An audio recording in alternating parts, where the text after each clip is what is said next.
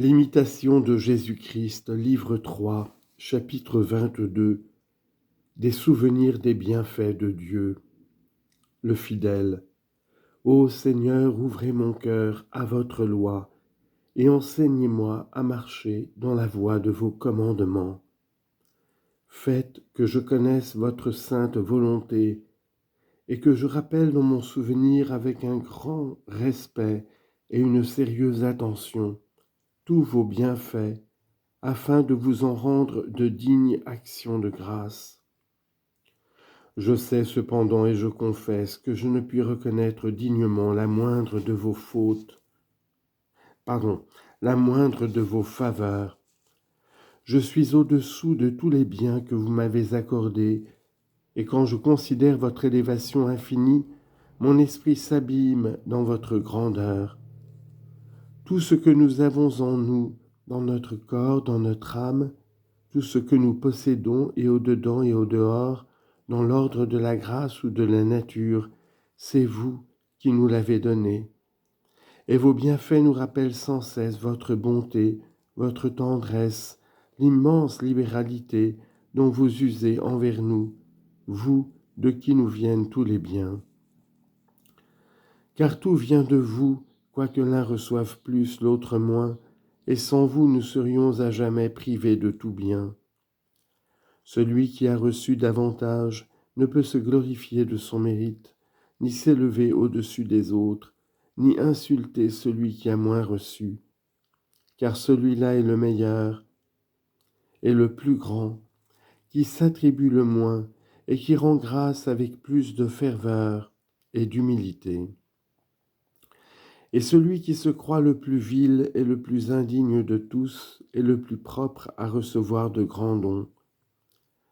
Celui qui a moins reçu ne doit ni s'affliger ni se plaindre, ni concevoir de l'envie contre ceux qui ont reçu davantage, mais plutôt ne regarder que vous et louer de toute son âme votre bonté, toujours prête à répandre ses dons si abondamment, si gratuitement, sans acception de personne. Tout vient de vous, et ainsi vous devez être loués en tout. Vous savez ce qu'il convient de donner à chacun. Pourquoi celui-ci reçoit plus, cet autre moins? Ce n'est pas à nous qu'appartient ce discernement, mais à vous qui pesez tous les mérites. C'est pourquoi, Seigneur mon Dieu, je regarde comme une grâce singulière que vous m'ayez accordé peu de ces dons qui paraissent au dehors et qui attirent les louanges et l'admiration des hommes. Et certes, en considérant son indigence et son abjection, loin d'en être abattu, loin d'en concevoir aucune peine, aucune tristesse, on doit plutôt sentir une douce consolation, une grande joie, car vous avez choisi, mon Dieu, pour vos amis et serviteurs les pauvres, les humbles, ceux que le monde méprise. Tels étaient vos apôtres mêmes que vous avez établis princes sur toute la terre.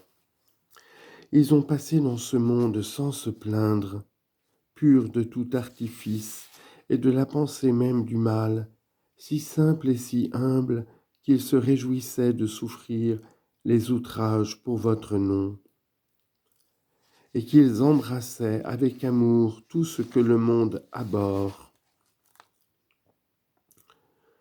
Rien ne doit causer tant de joie à celui qui vous aime et qui connaît le prix de vos bienfaits que l'accomplissement de votre volonté et de vos desseins éternels sur lui.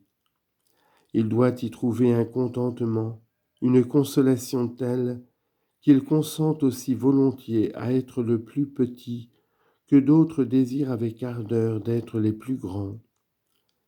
Qu'il soit aussi tranquille, aussi satisfait dans la dernière place que dans la première, et que toujours prêt à souffrir le mépris, les rebuts, il s'estime aussi heureux d'être sans nom, sans réputation, que les autres de jouir des honneurs et des grandeurs du monde.